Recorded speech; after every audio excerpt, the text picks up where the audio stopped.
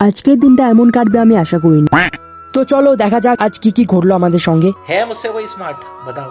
তো বেশি ঝাড়পাকামো না করে আমরা চলে এলাম টিফিন করতে, কারণ কাজের আগে পেট পূজা করে নেওয়া খুবই জরুরি। তো খাওয়া কমপ্লিট করে আমরা লেগে পড়েছি কাজে, আর এদিকে প্রায় রেডি হয়ে বসে পড়েছে, আর আমাদের কাজ আমরা স্টার্ট করে দিয়েছি। আর হ্যাঁ, তোমাদেরকে বলে দিই এটা হলো একটা মুসলিম ওয়েডিং, মেয়ের বিয়ে। আর এদিকে গায়ে হলুদের রিচুয়ালস গুলো পালন করা হচ্ছিল, আর আমরা সেই রিচুয়ালস গুলোই ক্যাপচার করছি। রিচুয়ালস কমপ্লিট হতে হতে প্রায় বিকেল হয়ে যায়। তারপর আমরা নিয়ে চলে যাই ব্রাইড কে ছাদের উপর। তো ছাদের উপর এসে আমরা কিছু single photo and video shoot করে নিই। হ্যাঁ, আর ভিউয়ার্সদের কাছে আমার একটা কথা, আমার ভিডিও দেখতে তোমাদের কেমন লাগে তোমরা কমেন্ট করে জানাও। আর তোমাদের মধ্যে কেউ যদি নিজের ওয়েডিং স্মৃতি ধরে রাখার জন্য ভালো ফটোগ্রাফার, ভালো ভিডিওগ্রাফার খুঁজছো, তাহলে আমার সাথে যোগাযোগ করতে পারো। এদিকে আমার কাজটা এভাবে চলতে থাকে, আর আমি ব্রাইডকে বুঝে বুঝে আমার ভিডিওটা কমপ্লিট করছি। এভাবেই আমাদের ফটোশুট ও ভিডিও শুটের কাজটা চলতে থাকে। তো প্রায় 20 থেকে 30 মিনিট টানা শুট করার পর আমাদের শুটটা প্রায় কমপ্লিট হয়ে যায়, আর আমরা চলে আসি নিচে। আর এখানে একটু ঢাকঢোল বাজিয়ে নাচ গান হচ্ছিল, তাই এটা ক্যাপচার করে নেওয়ার পর আমাদের কাজটা এখানেই শেষ করে দিই। আর যেহেতু বিয়ে বাড়িটা বোলপুরের মধ্যেই, তাই বাড়ি যাওয়া সম্ভব হবে, তাই আমরা বেরিয়ে পড়লাম বিয়ে বাড়ি থেকে। তো আজকের ব্লগটা এতটাই। ব্লগটি যদি ভালো লাগে তাহলে কমেন্ট করে জানিও। আর যেহেতু এটা মেয়ের বিয়ে, তো এখনো 2 দিন বাকি আছে,